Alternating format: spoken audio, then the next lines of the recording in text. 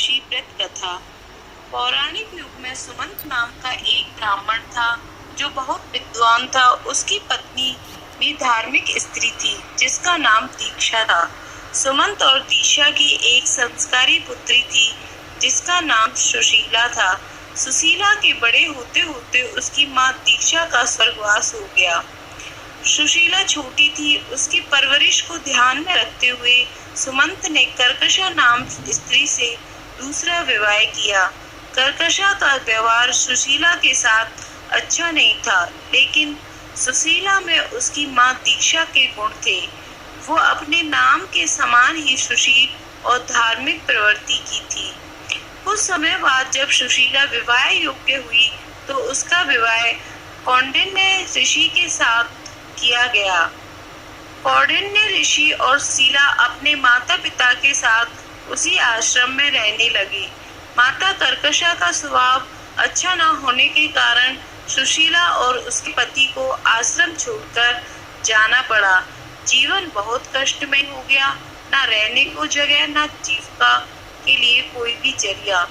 दोनों काम की तलाश में एक स्थान से दूसरे स्थान भटक रहे थे। तभी वे दोनों एक नदी तट पर पहुंचे जहां रात्रि का विश्राम किया।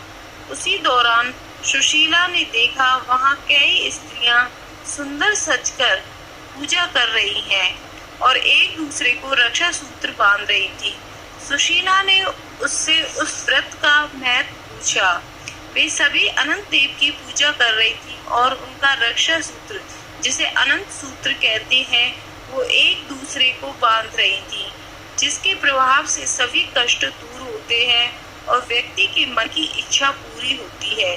सुशीला ने व्रत का पूरा विधान सुनकर उसका पालन किया और विधि विधान से पूजन कर अपनी हाथ में अनंत सूत्र धारण किया और अनंत देव से अपने पति के सभी कष्ट दूर करने की प्रार्थना की। समय बीतने लगा। ऋषि कौंडिन्य और सुशीला का जीवन सुधरने लगा।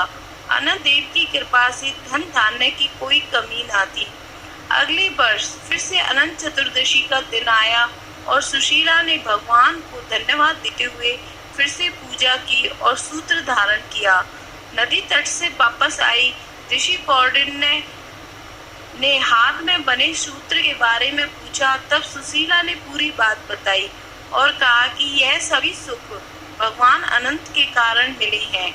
यह सुनकर ऋषि क्रोध आ गया और उन्हें लगा कि उनकी मेहनत के श्रेय भगवान को दे दिया और उन्होंने धागे को तोड़ दिया। इस तरह से अपमान के कारण अनंत देव रुष्ट हो गए और धीरे धीरे ऋषि कौंडिन्य के सारे सुख दुख में बदल गए और वो वन वन भटकने को मजबूर हो गए। तब उन्होंने एक प्रतापी ऋषि मिले जिसने उन्हें बताया कि यह सब भगवान के अपमान के कारण हुआ है। तब ऋषि कौंडिन्य को उनके पाप का आभास हुआ और उन्होंने विधि विधान से अपनी पत्नी के साथ अनंत देव का पूजन एवं व्रत किया। यह व्रत उन्होंने कई वर्षों तक किया, जिसके 14 वर्ष बाद अनंत देव प्रसन्न हुए और उन्होंने ऋषि कौंडिन्य को क्षमा कर उन्हें दर्शन दिए, जिसके फलस्वरूप ऋषि और उनके पत्नी के जीवन में सुखों ने पुनः स्थान बनाया। अनंत चतुर्दशी व्रत की कहानी भगवान कृष्ण ने पांडवों से भी कही थी, जिसके कारण पांडवों ने अपने वनवास में प्रतिवर्ष इस व्रत का पालन किया, जिसके बाद उनकी विजय हुई।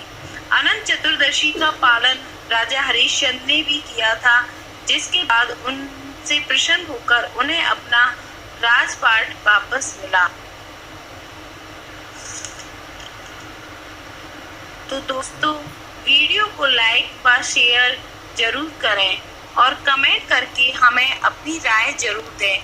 हमारे चैनल को सब्सक्राइब करें और घंटी का बटन जरूर बजाएं ताकि हमारे सभी वीडियो सबसे पहले आप तक पहुंचे। हमारे चैनल को लाइक शेयर व सब्सक्राइब करें। धन्यवाद।